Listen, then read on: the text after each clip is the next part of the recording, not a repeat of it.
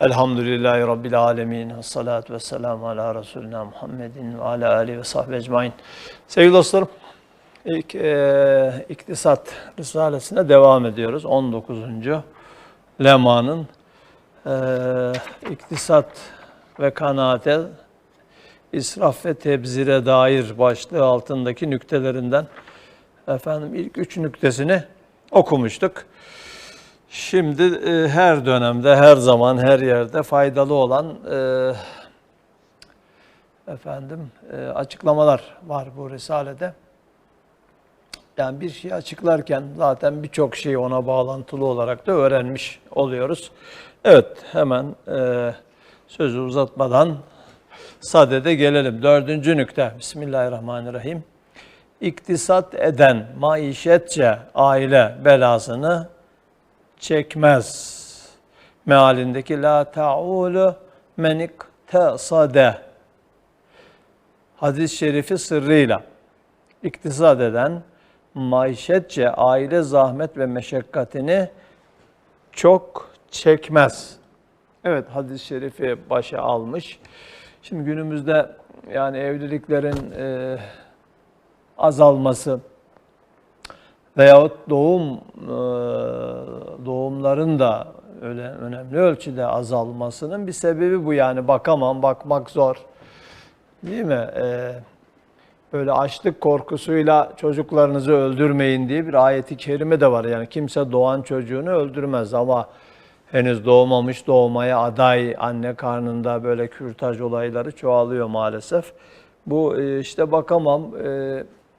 böyle sefil bir hayata mahkum etmektense filan diye sanki rızkını o verecek yani.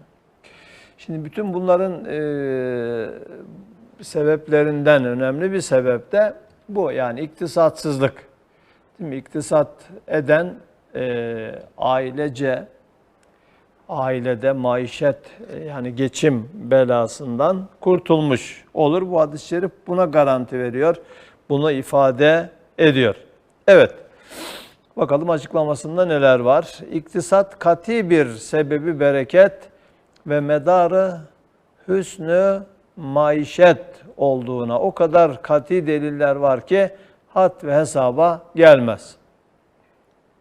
Bereket sebebi ve güzel bir şekilde geçinmenin de kaynağı iktisat olduğuna o kadar kati deliller var ki had ve hesaba gelmez. Ez cümle, ben kendi şahsımda gördüğüm ve bana hizmet ve arkadaşlık eden zatların şehadetleriyle diyorum ki, iktisat vasıtasıyla bazen 1'e 10 bereket gördüm.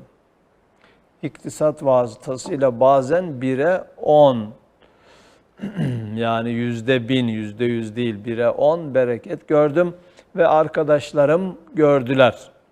Hatta 9 sene evvel, yani bu Risale yazılmasından 9 sene evvel, evet yayıncının dipnotu yani 1926 diyor, 1926 yılında.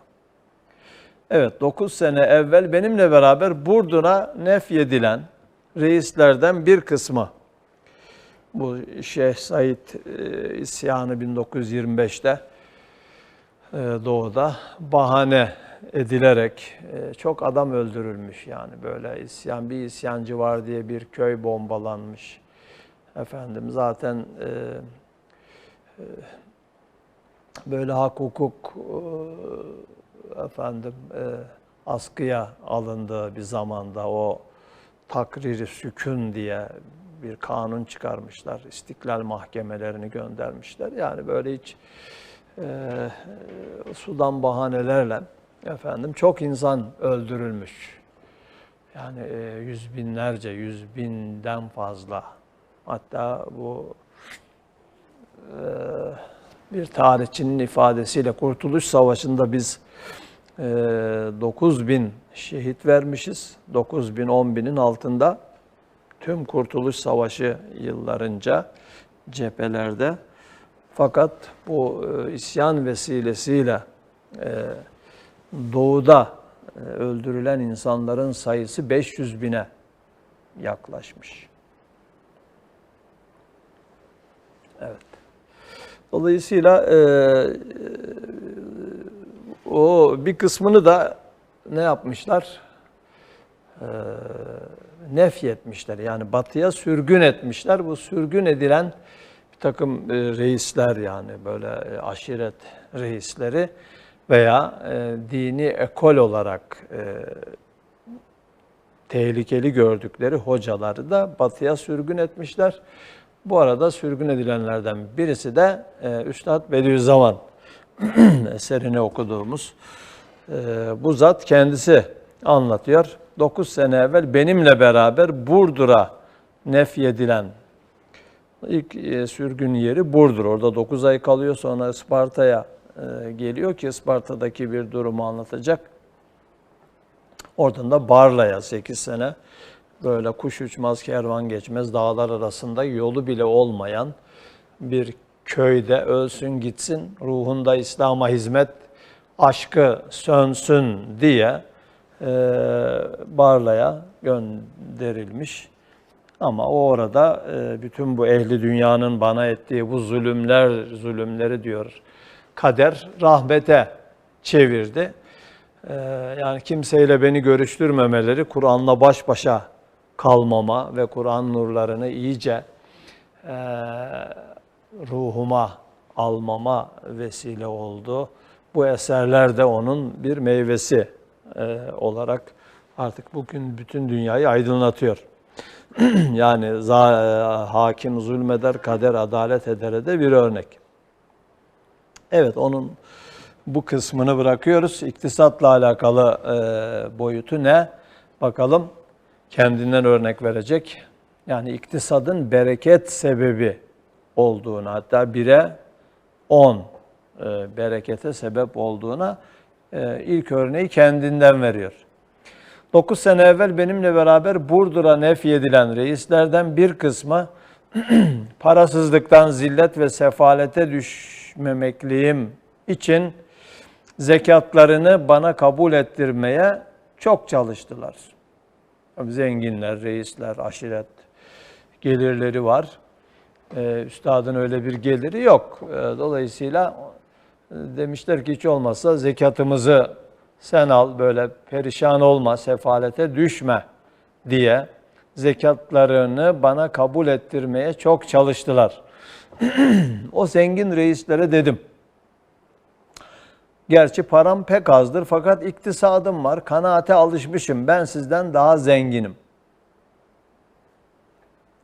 Yani Üstad zaten hayatında başkalarından bir şey kabul etmemiş. Talebelik yıllarında bile bu izzetini korumuş. İstina düsturu diyor buna. İstina, yani kimseden bir şey almamak. Hediyeler dahil hediye kabul etmemek. Hediye kabul etmek sünnet olduğu halde, sünnet olduğunu bildiği halde bu zamanda tabii böyle İslam'ın izzetinin korunması lazım. Ehli dalalet, ehli ilmi vasıtayı cer etmekle itham ediyor. Bu ithamlara fiilen cevap vermek lazım. Fiilen onları tekzip etmek, yalanlamak lazım. İşte böyle sebeplerini sayıyor. İkinci mektupta çok güzel bir açıklaması var. Bu reislere de böyle söylüyor. Mükerrer, tekrar ve musırrane, ısrarlı bir şekilde tekliflerini, yani zekatlarını bana kabul ettirme tekliflerini reddettim.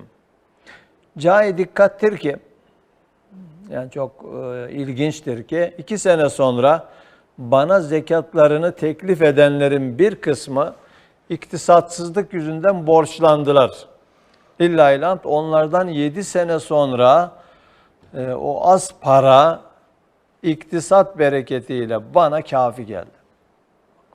Onların zamanında değil sadece, onlardan 7 sene sonra ya bile böyle yayılan bir şekilde o az para iktisat bereketiyle bana kafi geldi. Benim yüz suyumu döktürmedi. Beni halklara arz-ı hacete mecbur etmedi. Hayatımın bir düsturu olan naastan, istina, yani insanlardan bir şey istememek. İn ecriye illa alallah, bütün peygamberlerin hemen hemen söylediği, sizden bir ücret istemiyoruz prensibini, mesleğimi bozmadı. Evet, iktisat etmeyen zillete ve manen dilenciliğe ve sefalete düşmeye namzettir. İktisat etmeyen zillete ve manen dilenciliğe ve sefalete düşmeye namzettir. Bu zamanda israfata medar olacak para çok pahalıdır. Yani ehli dünya da böyle ucuz vermiyor yani böyle, çünkü bir takım kullanmak istedikleri insanları o zaman öyle memur yapmışlar. Devletin parasını alırsan memur devletin o resmi ideolojinin hizmetine girmiş olursun. Ona karşı çıkamazsın. İnançlarını, değerlerini maddi manevi askıya almak zorunda kalırsın. Değil mi? Parayı veren düdüğü çalar, tamam da bir de kimin parasını alıyorsan onun düdüğünü çalmak zorunda kalırsın diye.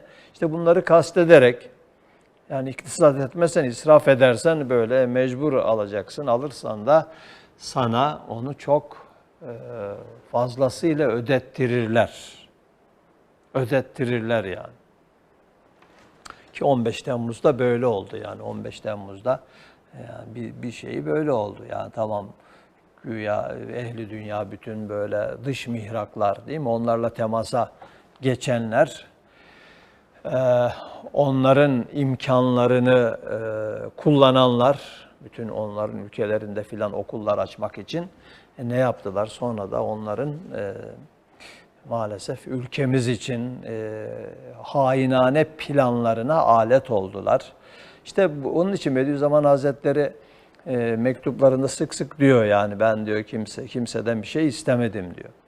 Hatta diyorlar ki sen Emirdağ Lakası'nın başında yani sen içeride ve dışarıda, ki içeridekiler de dışarıdakilerin uzantıları olan hiçbir cereyana, yani ideolojiye, böyle siyasi teşekküllere gizli ya da açık temas etmiyorsun yani. Halbuki temas etsen, değil mi, birden temas etsen birden bu kitapları binlerce, yüz binlerce kişi okuyabilir.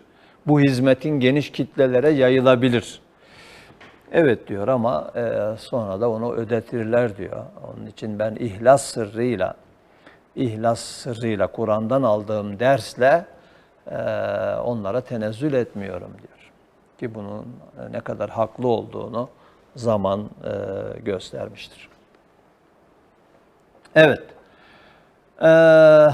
Hayatımın bir düsturu olan naastan istina. Yani bu çok önemli bir prensip. Mesleğimi bozmadı diyor. Beni halklara arz-ı hacete mecbur etmedi. Yüz suyumu döktürmedi. Ne? Döktürmeyen bu iktisatlı davranmam, bu istina prensibimi bozmamam. Evet, iktisat etmeyen zillete ve manen dilenciliğe ve sefalete düşmeye namzettir. Bu zamanda israfata medar olacak para çok pahalıdır.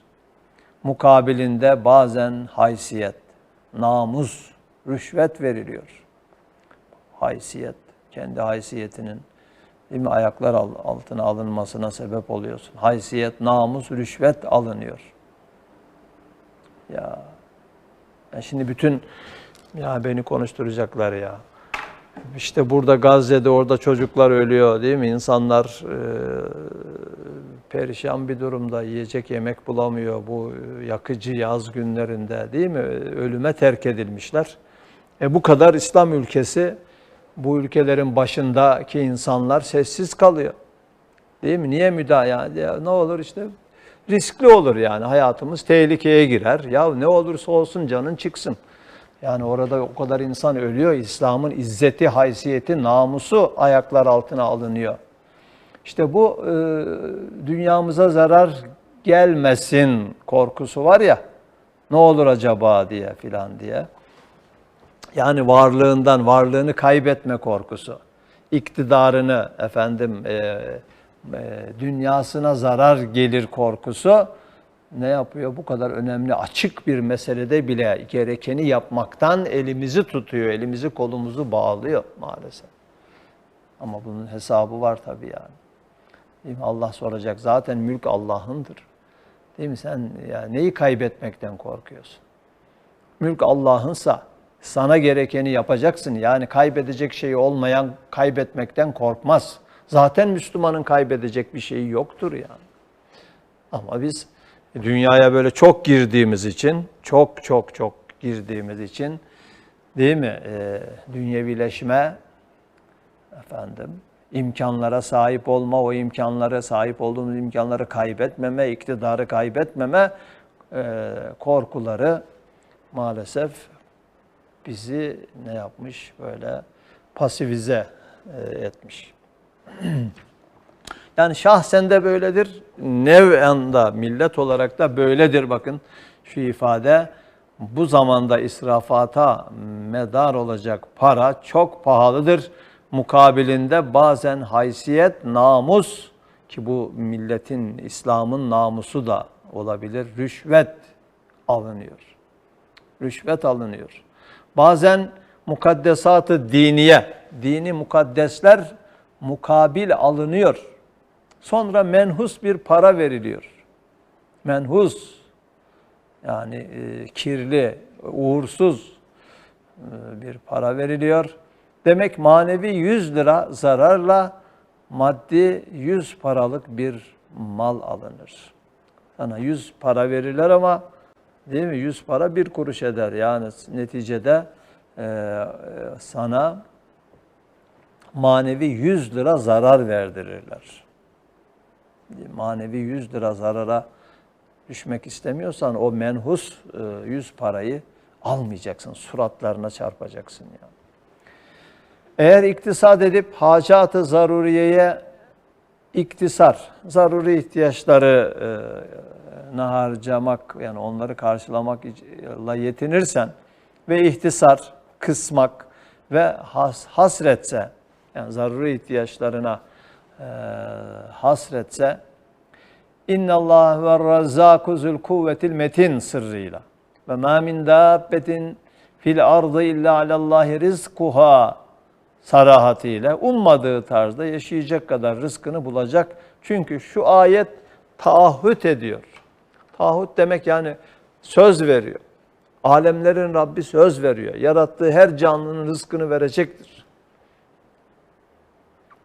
Rızık vermek bana aittir diyor. İnnallâhu ve rezzak.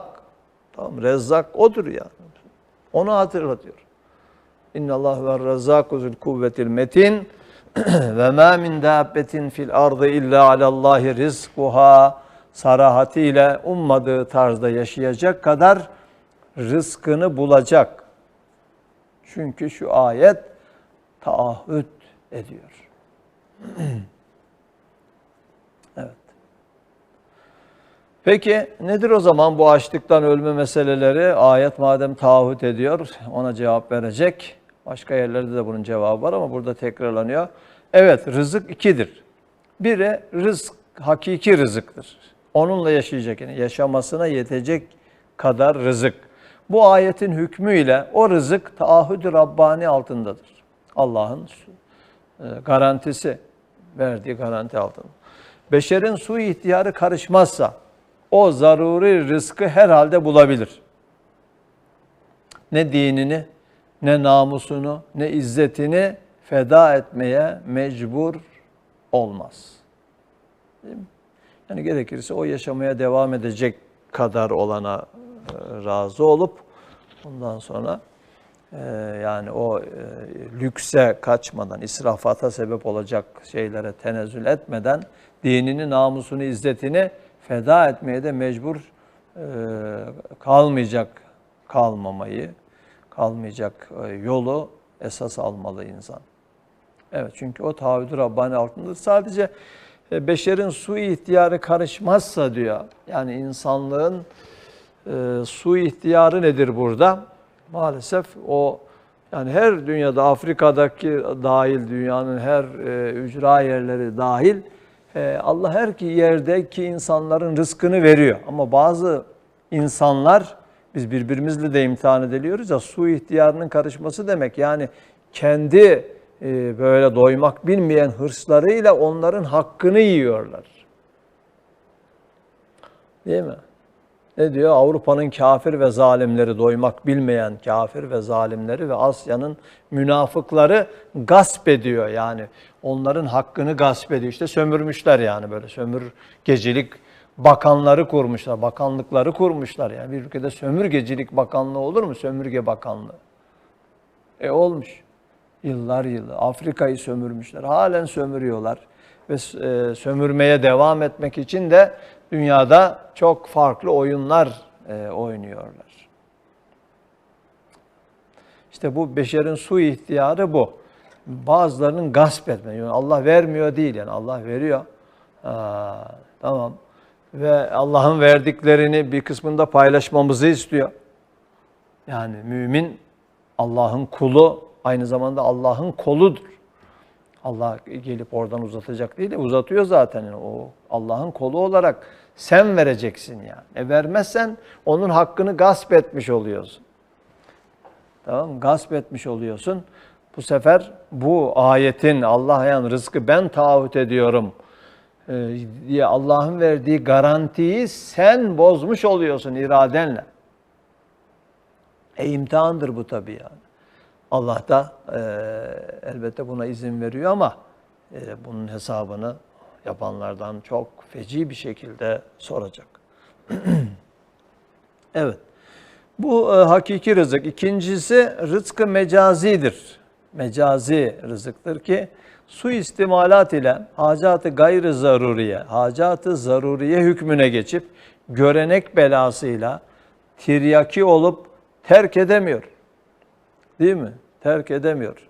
Yani görenek belasıyla terk edemiyor. Allah Allah. Bu görenek. Şimdi sabah kahvaltı yaptık. Tamam mı? Benim bardağım biraz, ben çayı sonra geç içtim filan. Orada tezgaha koydum. Çocuklardan birisi diyor ki şeye koy diyor. Nereye koy? Bulaşık makinesine.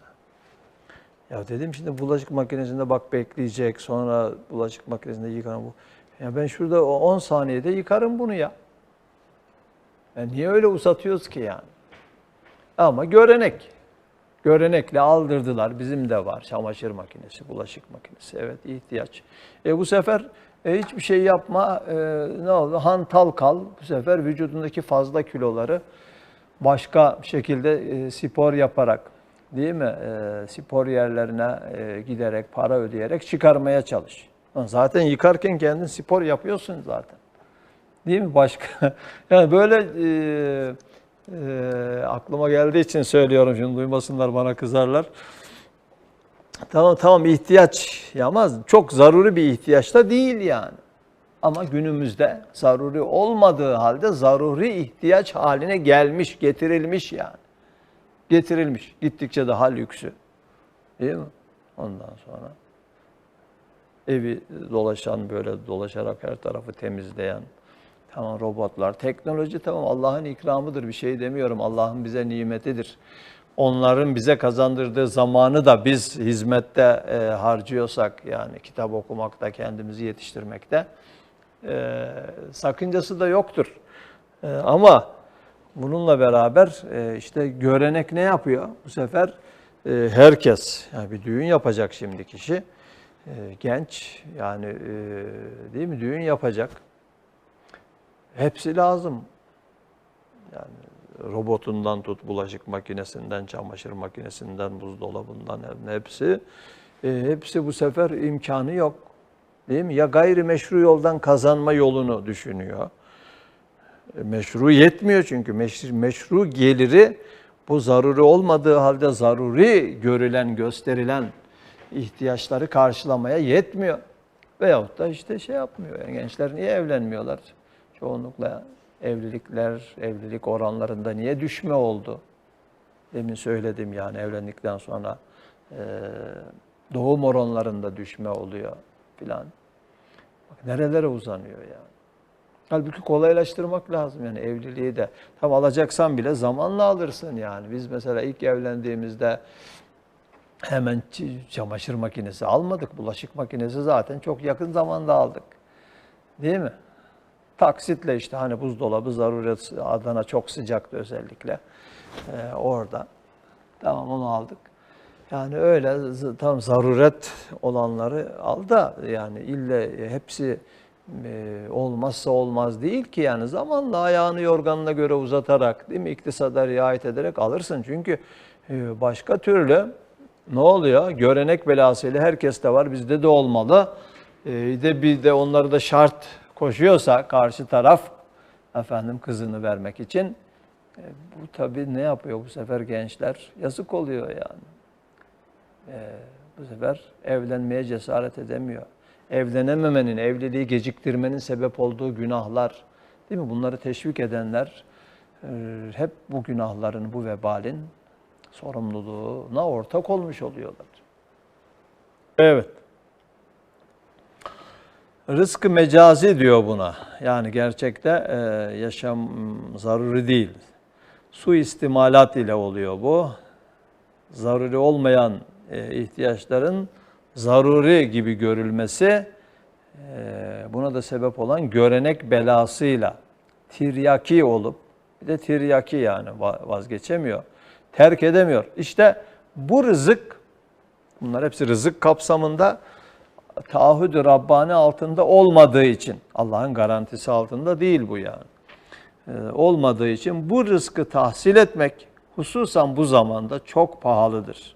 Başta izzetini feda edip zilleti kabul etmek, bazen alçak insanların ayaklarını öpmek kadar manen bir dilencilik vaziyetine düşmek, bazen hayat-ı ebediyesinin nuru olan, ebedi hayatın nuru olan mukaddesat-ı diniyesini feda etmek suretiyle o bereketsiz menhus malı alır.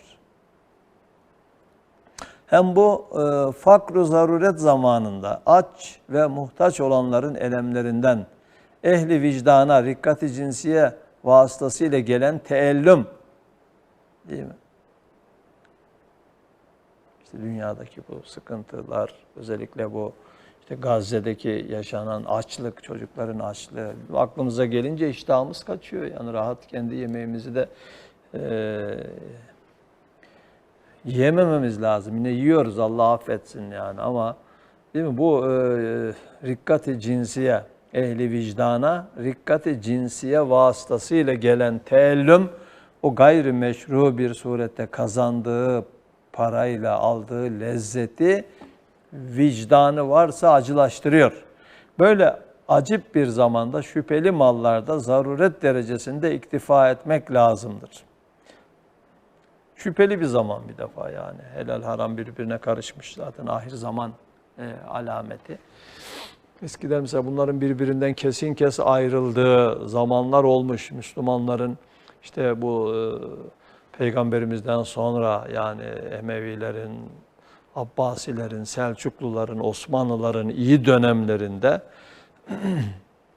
değil mi böyle bazen zekat verecek kimsenin bile kimseyi bulmanın zorlaştığı zamanlar olmuş. O zaman böyle biraz teferrühe diyor Bediüzzaman başka bir yerde Lemaat'ta herhalde. Yani ferah biraz daha lüks yaşamaya belki şeriat izin verdi, din izin veriyordu. Ama şimdi öyle değil yani şimdi kesinlikle o kadar insan açken, sıkıntı içindeyken değil mi? Senin lüks yaşamana din izin vermez.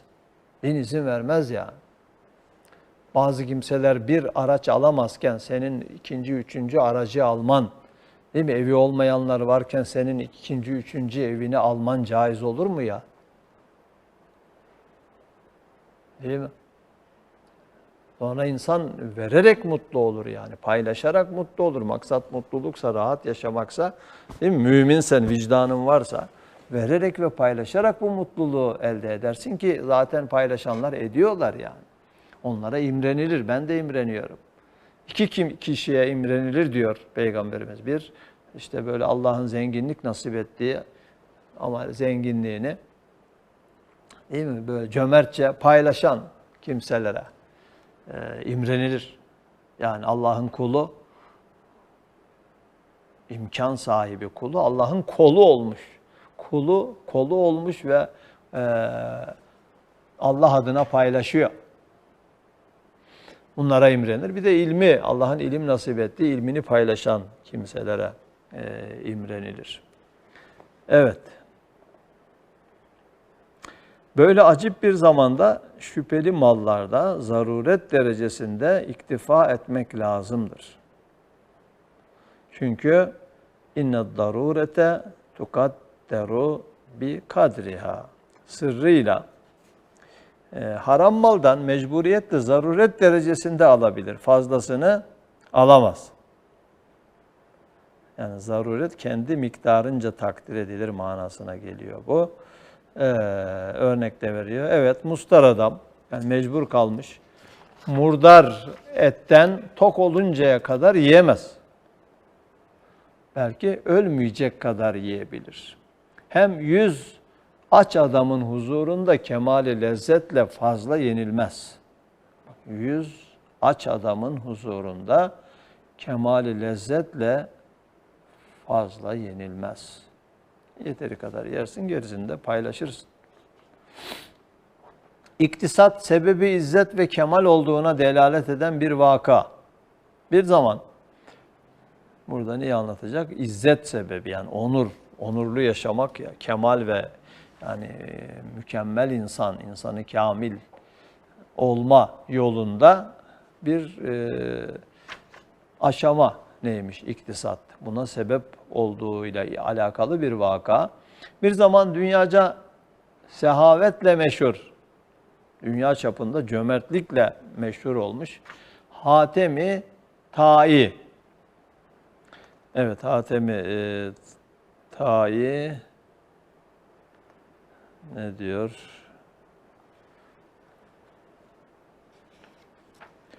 Hatem-i Ta'i dipnot var ama Hatem-i Ta'i ile alakalı.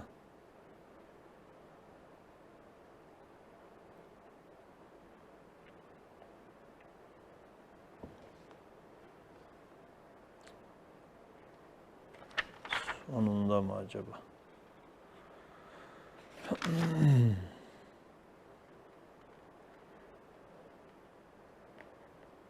Neyse. Hatem-i Ta'i demek ki nasıl ki Karun zenginliğin sembolü ise bu da cömertliğin sembolü olan bir şahısmış. Mühim bir ziyafet veriyor. Misafirlerine gayet fazla hediyeler verdiği vakit çölde gezmeye çıkıyor. Bakar ki ihtiyar, fakir bir adam bir yük, dikenli çalı ve gevenleri beline yüklemiş. Cesedine, bedenine batıyor, kanatıyor. Hatem ona dedi, o da tanımıyor. Hatem-i Ta'i hediyelerle beraber mühim bir ziyafet veriyor. Sen de oraya git, 5 kuruşluk çalı yüküne bedel 500 kuruş alırsın. O muktesit ihtiyar demiş ki, ben bu dikenli yükümü izzetimle çekerim, kaldırırım, Hatem-i Ta'i'nin minnetini almam. Sonra Hatem-i Ta'i'den sormuşlar, sen kendinden daha civanmert, aziz kimi bulmuş? Yani dünyada senden daha cömert, izzetli, onurlu bir kimse var mı? Buldun mu kendinden başka? Diye sormuşlar. Ne demiş bakın? Demiş işte o sahrada rast geldiğim o muktesit ihtiyarı benden daha aziz, daha yüksek, daha civanmert gördüm demiş. Daha aziz, daha civanmert gördüm. Evet, demek ki iktisat izzet sebebi, onur sebebi olduğu da bu örnekten anlaşılıyor. Demek ki sevgili dostlar bu nüktede 4. iktisadın Dördüncü nüktesinde iktisat etmenin izzet sebebi, onur sebebi olduğunu ve iktisat edenin onurlu yaşayacağını değil mi? Anlamış olduk. Bu zamanda İslam dünyası olarak yani dinin onurunu, izzetini tam koruyamamamızın, tam değil belki hiç koruyamamamızın bir sebebinin de bu dünyevileşme adı altında iktisada riayet etmeme, iktisat düsturunu, prensibini bozma, rahat ve lüks yaşama alışkanlıkları olduğunu anlamış olduk. Evet, Rabbimiz bu hakikatler çerçevesinde hayatımızı yeniden gözden geçirip en azından daha ileri gitmemeyi, yani böyle iktisada riayet etme hususunda daha ciddi olmayı hepimize nasip etsin.